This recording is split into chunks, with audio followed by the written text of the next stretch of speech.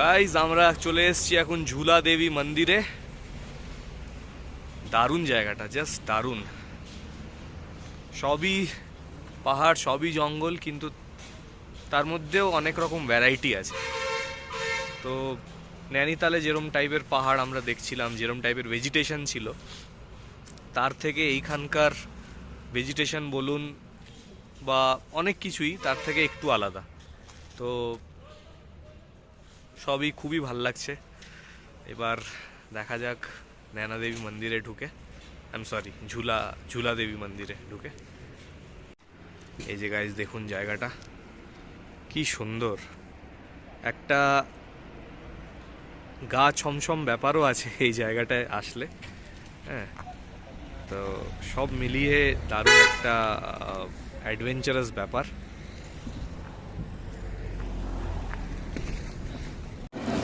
সামনে আর্মির base camp আছে, তো ওই এরিয়া থেকে কোনো ফটোগ্রাফি বা ভিডিওগ্রাফি একদমই অ্যালাউড না, তাই দূর থেকে আমি একটু ভিডিও করছি।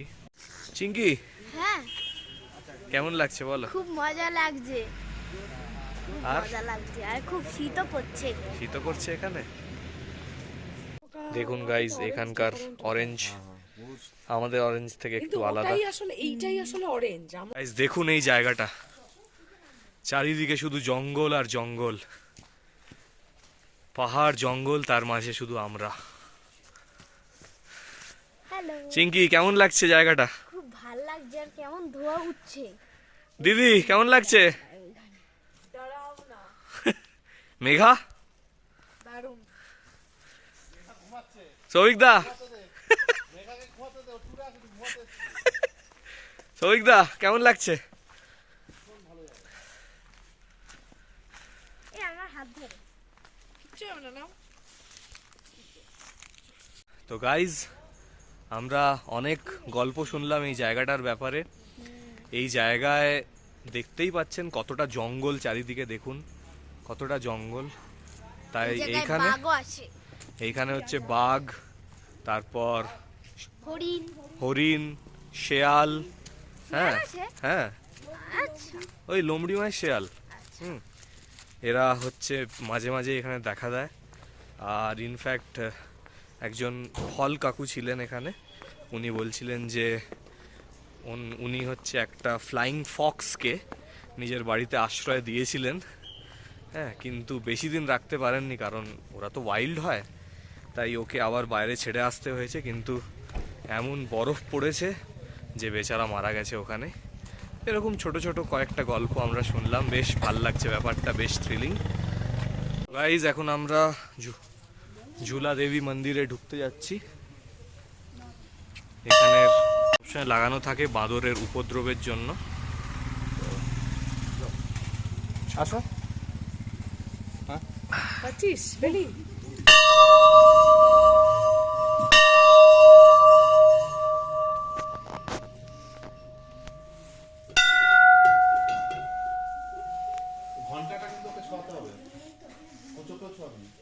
কি সুন্দর মন্দির।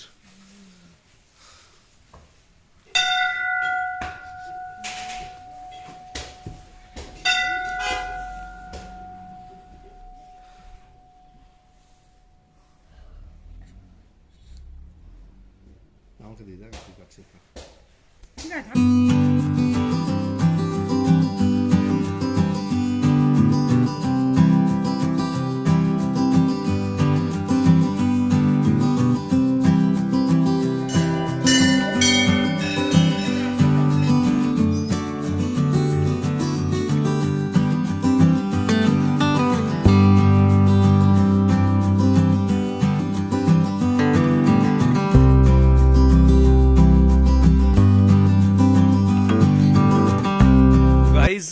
মন্দিরের দেওয়ালেই মন্দিরের হিস্ট্রির ব্যাপারে লেখা আছে। হ্যাঁ, একটু একটু আপনারা দেখতেই পাচ্ছেন। তো ব্যাপারটা হচ্ছে মন্দিরটা কিভাবে কনস্ট্রাক্ট হয়েছে এটা আপনাদের একটুখানি বলি। নিয়ারলি 700 ইয়ার্স আগো, মানে 700 বছর আগে চৌবাটিয়া, মানে এই জায়গাটা চৌবাটিয়া, আরও বেশি ডেন্স ফরেস্ট ছিল, ঘন জঙ্গল ছিল। আর এখানে প্রায়ই চিতাবাঘ আর এমনি বাঘের, লেপার্ডস আর এমনি বাঘ মানে টাইগার্স, এরা হচ্ছে প্রায়ই অ্যাটাক করতো। আর ভিলেজার্সদের মানে জীবনটা একেবারে খুব জীবনটা খুব ডিফিকাল্টভাবে কাটছিল আর কি। তো একদিন একটা শেফার্ডের স্বপ্নে মা দুর্গা হচ্ছে উনি স্বপ্ন দেন একজন শেফার্ডকে, আর বলেন যে একটা পার্টিকুলার জায়গায়, হ্যাঁ এই জায়গায় যদি তুমি খোঁড়ো মাটিটা, তাহলে আমার একটা মূর্তি পাবে, সেই মূর্তিটা তুমি স্থাপিত করো এইখানে মন্দির হিসেবে। তো এরমই হলো, এই জায়গাটা খোঁড়া হলো, আর মা দুর্গার হচ্ছে একটা মূর্তি পাওয়া গেল। সেই মূর্তিটাকে বেস করে এখানে মন্দিরটা বানানো হলো। তার অনেক বছর পর আবার হচ্ছে আরেকজনকে কাউকে মা দুর্গা হচ্ছে স্বপ্ন দিলেন আর বললেন যে আমার হচ্ছে একটা ঝুলার প্রয়োজন। ঝুলাকে বাংলায় কি বলে? দোলনা। দোলনার প্রয়োজন। তাই ভিলেজার্সরা কি করলো, ওরা হচ্ছে মা দুর্গার জন্য একটা দোলনা বানিয়ে দিল, উডেন দোলনা। আর ওই উডেন দোলনার ওপর মা দুর্গাকে রাখলো। তো বিশ্বাস করা হয়, মানে এখানের ভিলেজার্সরা বিশ্বাস করে যে যতক্ষণ মা এখানে আছেন, লেপার্ডস, টাইগার্স, অন্য ওয়াইল্ড অ্যানিমালসরা এদের আর হ্যারাস করবে না, ডিস্টার্ব করবে না। আর এই বিলিফের সাথেই এখনো হচ্ছে ওরা বেঁচে চলেছে। আর ইনফ্যাক্ট ওরা এটা বিশ্বাস করে যে মন্দিরের স্থাপনার পরেই এরকম ওয়াইল্ড অ্যানিমাল অ্যাট্যাক হচ্ছে অনেকটাই কমে গেছে, মানে প্রায় না বললেই চলে। তো এই হচ্ছে এখানকার বিলিফ। তো আপনাদের স্টোরিটা আমি ন্যারেট করলাম। গাইজ, আমরা এখন হাইরা খানের মন্দিরে এসেছি, হাইরা খান টেম্পল। ওকে, এখান থেকে হিমালয়ান রেঞ্জটা দেখা যায়। হ্যাঁ, দেখাবো আপনাদের।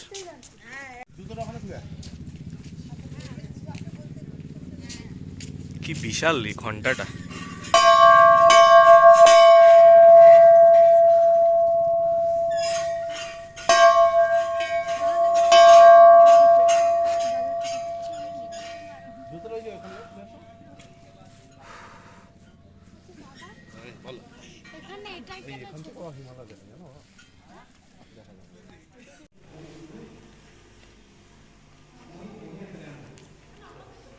গাইস দেখুন কি সুন্দর।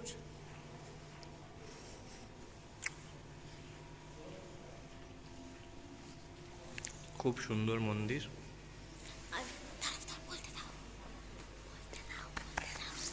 তো প্রসাদের জন্য দিয়েছে বাতাসা, এখানে দুটো বাতাসা দিয়েছে, আর মাথায় লাগিয়ে দিয়েছে তিলক।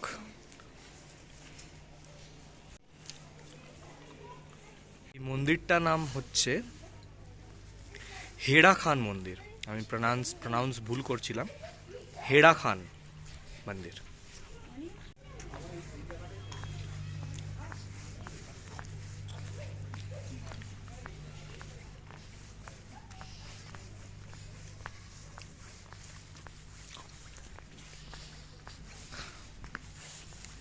গাইজ দেখুন এই স্পটটা, হাতি পর্বত, ত্রিশূল, মরিগঠুনি মানে মৃগঠুনি প্রবাবলি, मैकटोली, नंदा देवी, नंदा खाट, छंगुच, नंदा कोट, लसपाधुरा, डांगठल, রাজরম্ভা। তো এই সব পিকগুলো এই পয়েন্ট থেকে দেখা যায়, এই পয়েন্ট থেকে সব কটা পিক দেখা যায়। বাট এখন সন্ধে নেমে এসছে আর চারিদিকে কুয়াশা কুয়াশা, তাই কিছুই সেরকম দেখা যাচ্ছে না। হ্যাঁ, বাট দিনের বেলা এলে এই সবগুলো দেখা যায়।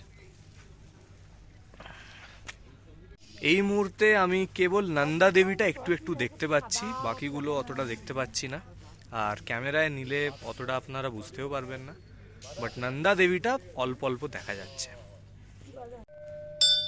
जय हनुमान ज्ञान गुण सागर जय कपीस तिहु लोक তো গাইজ এই যে মন্দিরটা হয়েছে এই মন্দিরটার ব্যাপারে একটু লেখা আছে যে ইনি যিনি হেডা খান ওয়ালে বাবা ইনি শিব ঠাকুরের অবতার এটা এরা মানে আর সেই হিসেবে এই মন্দিরের স্থাপনা।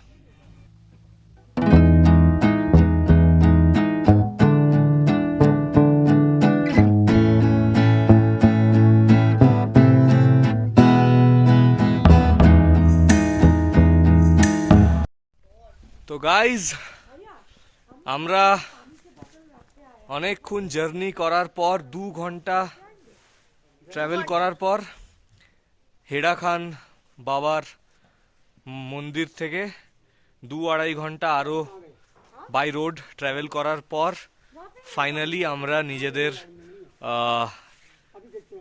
রিসর্টে পৌঁছে গেছি। ইটস এ বিউটিফুল রিসর্ট, আপনাদেরকে জাস্ট দেখাবো। হ্যাঁ খুবই আর সুন্দর। আমাদের ঘরটা অনেক স্পেশাল একদম প্রত্যেকটা ঘর আপনাদেরকে দেখাবো। খুবই সুন্দর, খুবই ভালো জায়গাটা।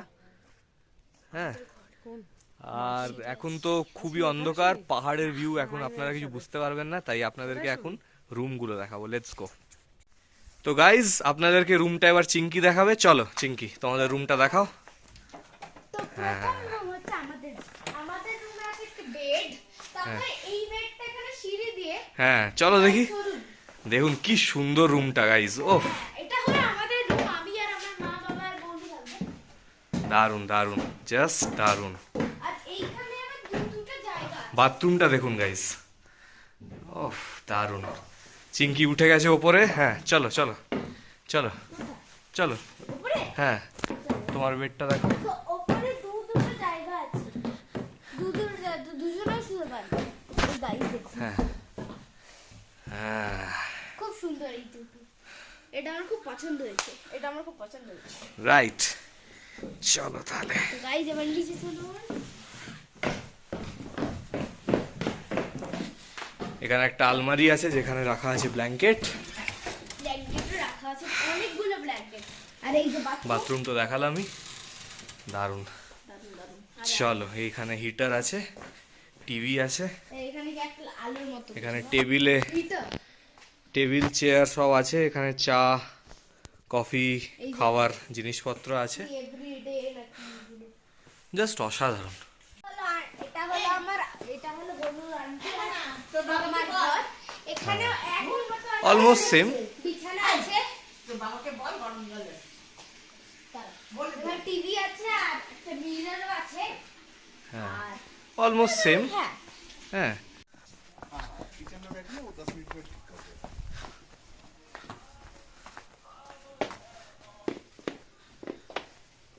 তো এটা হচ্ছে থার্ড রুম। Yes, beautiful. এখানে ফ্যানও আছে একটা, লাইট, টিভি, অলমোস্ট সেম। খালি ওই ফার্স্ট যে রুমটা আপনাদের দেখালাম ওখানে একটা সিঁড়ি দিয়ে ওপরে একটা বেড আছে, বাকি সব রুমই অলমোস্ট সেম। হ্যাঁ, দেখি বাথরুমটা। বাথরুমটা চলে, বাথরুমটা তো ফাটাফাটি, সব জায়গায় খুব পরিষ্কার। আর এই যে এখানে আবার এখানে আলমারি। বাবা আর খুলছি না, এই যে ব্ল্যাঙ্কেটস। Okay, let's go. হ্যাঁ, তো গাইজ এই রিসর্টটার নাম হচ্ছে শেভরন মাউন্ট ভিলা। ঠিক আছে, আপনারা যদি কেউ আসতে চান তাহলে আপনারা গুগলে দেখতে পারেন শেভরন মাউন্ট ভিলা। রুমগুলো তো আপনাদের দেখালামই, বাইরে থেকে ভিউটা একটু দেখাচ্ছি। দেখুন গাইজ, বাইরে থেকে গাইস চাঁদটা দেখুন, চাঁদ। রেস্টুরেন্টটা সরি রিসর্টটা এরম লাগে। কত ফুল। আর গাইস চাঁদটা দেখুন, চাঁদ কি সুন্দর লাগছে চাঁদটা। হ্যাঁ, অপূর্ব। আসল জায়গায়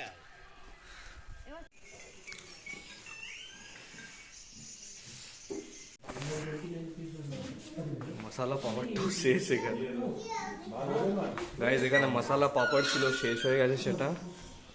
আচ্ছা, এখানে আছে জিরা রাইস, এটা আছে রাজমা,